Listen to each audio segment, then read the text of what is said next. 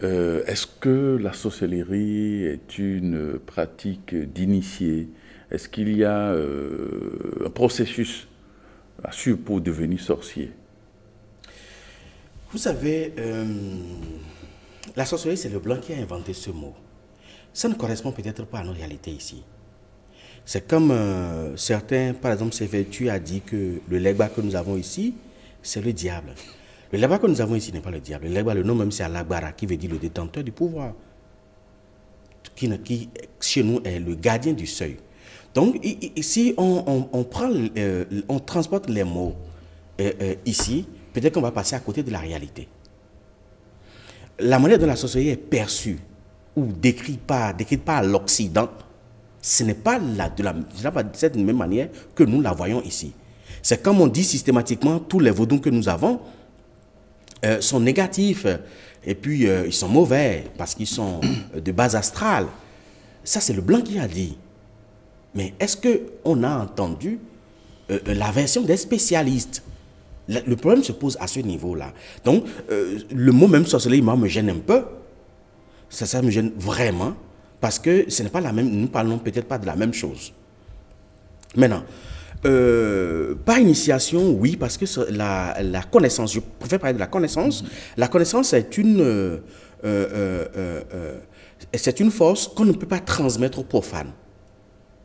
Vous savez, quand on ne connaît pas un cercle, quand on est en tout cas en dehors du cercle, on a des idées. Vous dites à l'intérieur là-bas parce que c'est fermé. Ouais. C'est vrai que le processus d'acquisition de la connaissance et de l'illumination de l'être en milieu endogène est un processus qui prend du temps. Et tout le monde n'est pas appelé pour.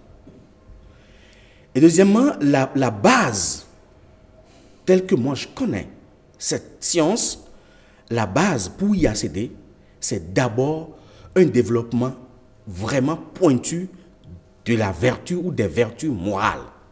C'est d'abord la base. Parce que vous allez voir, souvent nos aînés disent, si je lui transmets la connaissance, il va faire du mal avec.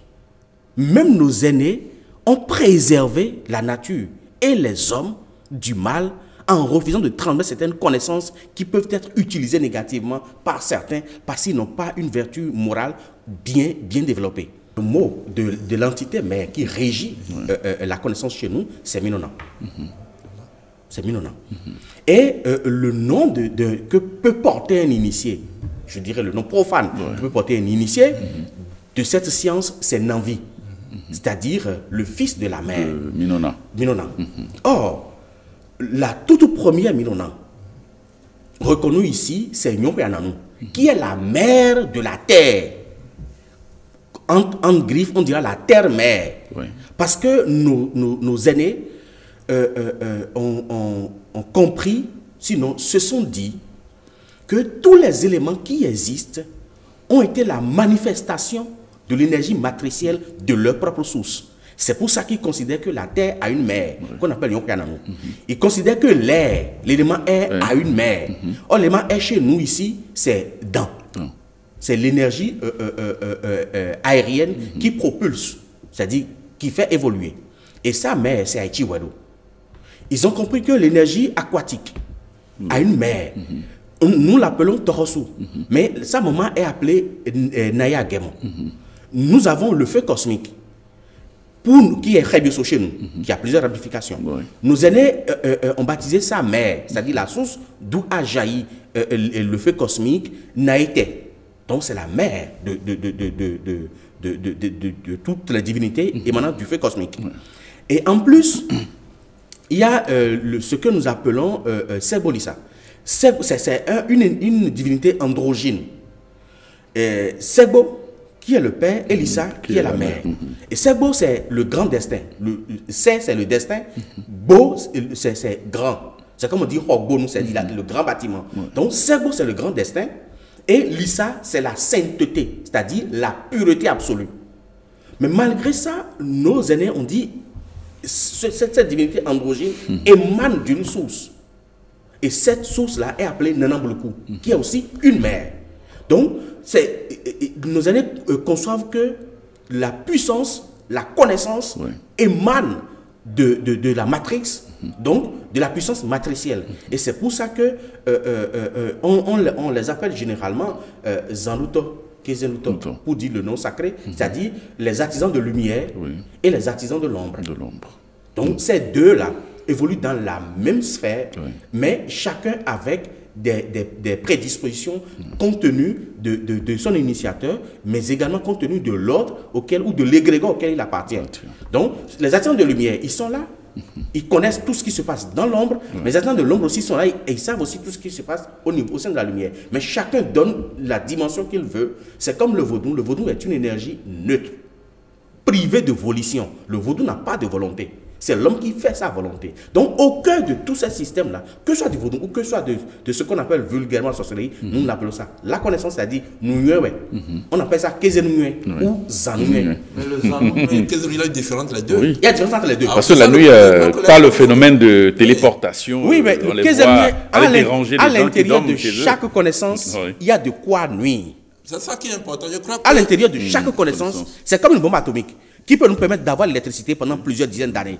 Mais cette même bombe atomique est capable d'enrayer le bénéfice de la carte du monde. Est-ce que c'est la bombe qui est mauvaise ou l'énergie que l'homme l'usage que l'homme en fait? Le problème de la sorcellerie se trouve à ce niveau. Donc on retient avec vous qu'à la base, la sorcellerie, c'est neutre. La sorcellerie elle-même jusqu'à aujourd'hui est toujours neutre. C'est l'usage qu'on en fait. C'est l'usage qu'on en fait. Je vais vous donner un exemple. Dans les Anuiens, ceux qui développent les Anuiens, ils ont des techniques. Par exemple, je suppose que quelqu'un est malade. Il est aux États-Unis. On ne peut pas aller le voir. Sur place ici, on Sur peut... place. Mais on a une poudre ou même un médicament, même occidental. S'il prenait, il peut être guéri à l'instant. Il y a des procédés avec de la poudre à canon qu'on fait la nuit. Et on met tout ce qu'on veut envoyer dans le corps de l'individu là et on allume. Quand ça s'enflamme, si c'est le médicament se retrouve dans le corps de l'individu. Pour que l'individu soit guéri, quelle que soit la forme du médicament. Mais en même temps, on peut ajouter du sucre pour donner le diabète du jour au lendemain à l'individu. Donc le problème ne se pose pas au niveau de la connaissance, le problème se pose au niveau de l'initié qui la manipule et de la formation morale qu'il a reçue. D'accord. Monsieur Fatoumbi. Oui, voilà pourquoi j'ai dit au début que c'est l'utilisation de l'unique principe divin à des fins de nuisance, la sorcellerie. Donc cela suppose, comme il le dit si bien M. Hazard, d'une formation adéquate de l'individu. Et surtout, je pense que comme le Père l'a dit, comment est-ce qu'on peut faire en sorte que la sorcellerie ait moins d'impact dans la vie sociale? Parce que j'ai remarqué aussi que la plupart des sorcelleries dont on parle, à peine 50% sont de vraies sorcelleries, c'est-à-dire à force de taxer des gens de sorcières, de ceci. Et parlant de l'énergie matricielle, un enfant qui vient d'une mère, par exemple, on sait très bien que la totalité des cellules de son corps provient de cette mère. Oui. Ça veut dire que si tu dis que ta mère est sorcière, c'est que tu en portes une signature. C'est clair.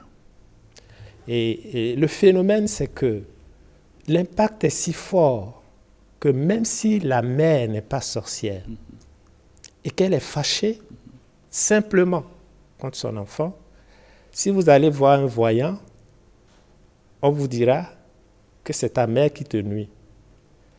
Parce qu'il y a cette possibilité de voir dans le monde astral la forme pensée de la mère fâchée contre son enfant. Et cela, naturellement, est à la base de la division de beaucoup de familles. La maman dira « je ne suis pas sorcière » et elle est sincère. Mais c'est vrai, elle est fâchée. Et de par cette colère, elle crée une image mentale que tout voyant peut percevoir à certains niveaux, et ce qui va renforcer le côté réserve de l'enfant. Et ceci détruit la plupart des familles. Et parlant de l'impact de la sorcellerie, c'est d'abord la division de la famille. Et quand on parle du Christ, c'est l'esprit qui unit, cet esprit qui rassemble. Et en parlant des autres forces négatives qu'on utilise, c'est cet esprit qui divise. Diabole veut dire diviser. Donc, les expériences humaines, nous sommes venus en fait sur Terre pour apprendre l'expérience de l'unité. Et cette expérience de l'unité ne peut se faire qu'au travers des anecdotes et des expériences que nous vivons quotidiennement. Alors, si par mégarde, quelqu'un se trouve face ou dans une famille où se pratique beaucoup la sorcellerie, cette image que la personne perçoit représente l'effort qu'il doit faire pour retrouver cette unité. Et l'effort que nous devons faire quotidiennement et à chaque instant de notre vie pour ne pas être le facteur de la division. Parce que si tu commences à taxer sa mère de sorcière, tu commences par prendre conscience que tu en es un ou une. Et que malgré la douleur qui s'y trouve, que tu éprouves, cet effort vers l'unicité, vers l'amour doit être ce qui doit nous caractériser.